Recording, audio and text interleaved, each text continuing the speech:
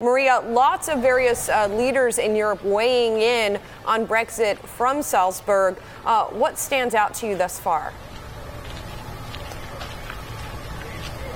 Well, what a difference 24 hours can make in the world of politics. Theresa May walked into Salzburg yesterday hoping to get to the next phase of the negotiation, to really get a roadmap to a deal, but most crucially, to get support from her European counterparts. Now, it's been the opposite. European leaders have told her, your plan does not work. You have to go back home, rework it, and it's just simply not acceptable. I can tell you, Theresa May looked very angry. She looked frustrated. This was a woman who really thought this was going to go better, and it was very hostile. Now, speaking of hostility, earlier I spoke to the French President, Emmanuel Macron, very tough on Theresa May, and he told me Brexit is just not going to be a free lunch for the UK. Let's take a look. I'm not the one to choose at this stage, but for sure we will never accept a deal which will damage the European Union and its integrity. For sure. Because I do respect the sovereignty of British people, but I do respect the sovereignty of the 27 other members. And they decided to join the European Union with its rules. And I'm here precisely to protect the interests of my citizens, but more broadly of this common project. So there is no blind deal. That was Emmanuel Macron, the French president, who also told me it looks like the Brits are starting to realize that leaving the European Union, costs a lot. It's difficult to do. It won't be easy. And a lot of the promises that were made simply cannot take place.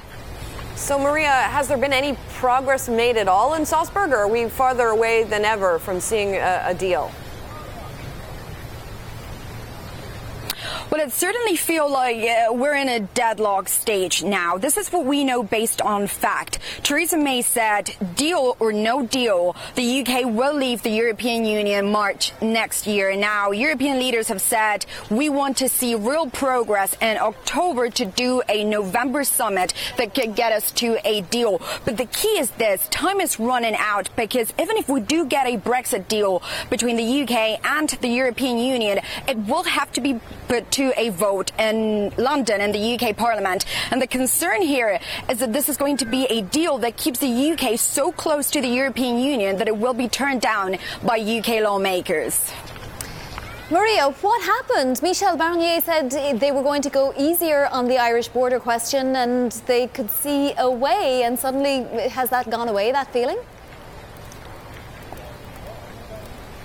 Well, on the ground, it feels like that feeling has gone away, and also Theresa May just wasn't expecting this. She came in yesterday really just optimistic, thinking she was going to get words of support from her European counterparts. Now, Vonnie, also, I can tell you what's becoming increasingly clear when it comes to the Irish border is that this is an issue of perception. For the European Union, they'll tell you, look, this is just checks, customs, barcodes. It's going to make no difference. Let's just tone down the drama on this and get it done. It's technical.